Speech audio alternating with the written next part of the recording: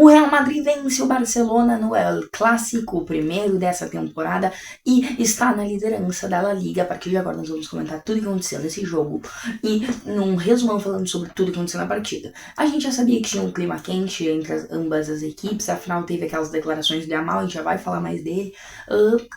Fora ser um El Clásico, que normalmente já tem uma pressão muito grande, mas o jogo começava, o Barcelona tinha Rafinha, Dani Olmo, Ter Stegen, Gavi e Juan Garcia lesionados, enquanto o Real Madrid tinha Rudiger e Alaba fora por lesão. Assim vinham os times e o Barcelona, na minha visão, era até o favorito, posso ser suspeito pra falar, sou torcedor do time, como dá pra ver pela camisa. Só que acabou que o Barcelona começou pressionando no início do jogo lá em cima, só que aí o Real Madrid logo já chegou e teve um pênalti marcado ao seu favor, mas depois no VAR foi anulado, porque na realidade o Yamal não fez o pênalti no Vinícius Júnior, e sim o Vinícius Júnior que fez uma falta no Yamal, chutando o pé do Yamal, que tinha colocado o seu corpo à frente do Vinícius Júnior. Então, pênalti invalidado, não foi pênalti. Não foi pênalti, embora o juiz tivesse dado no campo, bem anulado pelo VAR. E é pra isso que serve o VAR, só que falta avisar, inclusive, uns árbitros aqui do Brasil, né?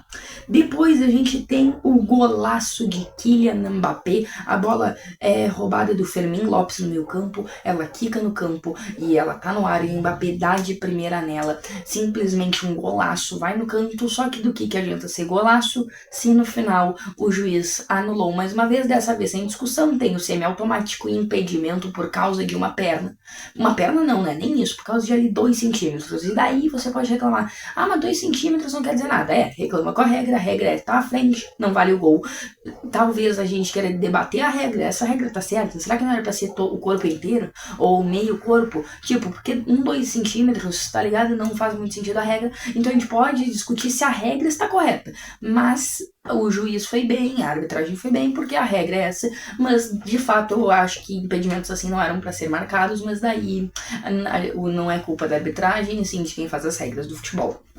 Depois disso, a gente tem o passe genial do Camavinga, que pega a bola no meio campo e ele desmonta essa linha de impedimento do Barcelona, simplesmente um passe genial, onde ele mexe no meio dos 2 zagueiros do Barça, o Mbappé corre no meio desses 2 zagueiros, saindo de trás, e daí é gol, Baldé dando condição, e a linha de impedimento desfavorece o Barcelona nesse momento, ou seja, a tática do Hans Flick não funcionou. A gente fala Hans Flick porque é ele que aplicou isso, ele que é o técnico, mas hoje, inclusive, ele não estava comandando o time, quem estava era o seu auxiliar, por causa que ele foi suspenso no último jogo contra o Girona, onde o Barcelona venceu por 2-1, e com isso o Barcelona acaba prejudicado por causa dessa linha alta. Baldé falha e dá a condição para o Mbappé, que faz o gol, embora a linha alta também tenha sido muito importante para o Barcelona não tomar mais gols, foi prejudicial nesse momento, onde o Real Madrid abriu o placar. Depois disso, a gente teve a tática do Real, que antes do jogo parecia uma tática medrosa, um Real Madrid traumatizado com a última temporada, por causa que o Real Madrid literalmente abriu mão do seu estilo de jogo pra dentro de casa, se postar na defesa, esperar o erro do Barça e contra-atacar dentro do Santiago Bernabéu. Então, assim, dava muito uma cara que o Real Madrid vinha com medo pra partida, que estava traumatizado na temporada passada, só que eles executaram essa tática perfeitamente. E depois do gol, eles meio que continuaram com isso, mas daí cada vez mais com a posse de bola também, embora continuassem com esse jogo reativo, que afinal agora que ganhou, a torcida do Real Madrid não vai reclamar, porque o que importa é vencer, ainda mais num clássico. O Barcelona ficava mais com a posse nesse momento do jogo e o Real Madrid era mais incisivo, ou seja, é exatamente isso que eu disse. O Barcelona ficava ali tocando a bola, o Barcelona errava um passe, o Real Madrid pegava e já ia direto para o ataque, sem muita enrolação, sem muito toque no meio campo. Meio campo esse que foi um dos fatores decisivos da partida na minha visão. O meio campo do Barcelona mais técnico que o do Real Madrid e o do Real Madrid mais físico. Só que os jogadores do Barcelona não conseguiram colocar essa técnica em campo e no fim o físico pesou muito mais e com isso o Real Madrid deitou ali no meio campo e esse é um dos fatores para a derrota do Barcelona. Eu vou falar mais alguns depois também.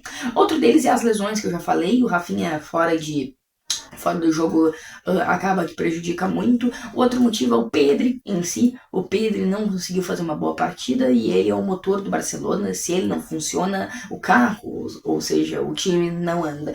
É impressionante o quanto joga a bola o Pedri, mas que hoje não conseguiu se achar e por isso o time do Barcelona acabou não conseguindo ir bem.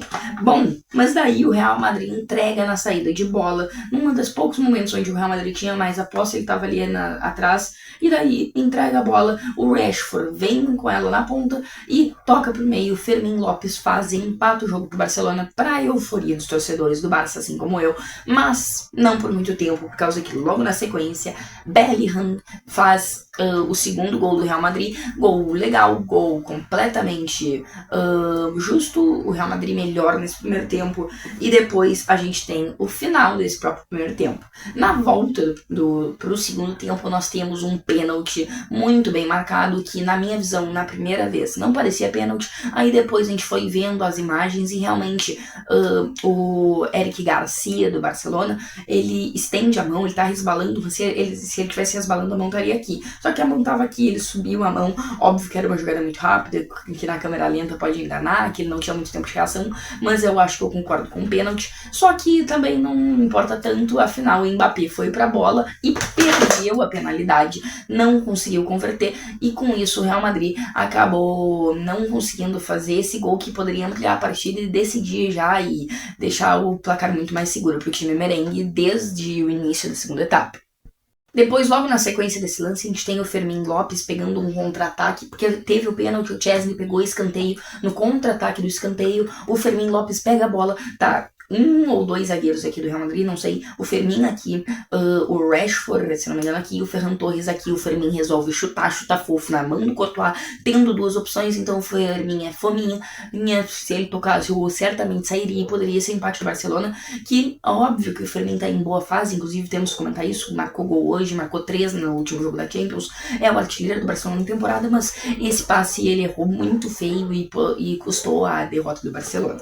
Depois disso, o segundo tempo não foi tão mais agitado e a gente teve o Bellingham fazendo mais um, só que dessa vez impedido e bem impedido, então não aconteceu nada. No final do jogo nós ainda tivemos o Pedri sendo expulso por causa que ele simplesmente no primeiro tempo ele puxa a camisa do Vinícius Júnior pra matar um contra-ataque normal de jogo não, né, é falta obviamente, mas cartão amarelo, e daí no segundo tempo, no final, ele comete mais uma falta basicamente no último lance, toma o segundo amarelo, é expulso e assim o Barcelona fica com a menos, tecnicamente, porque logo na sequência o árbitro acaba o jogo.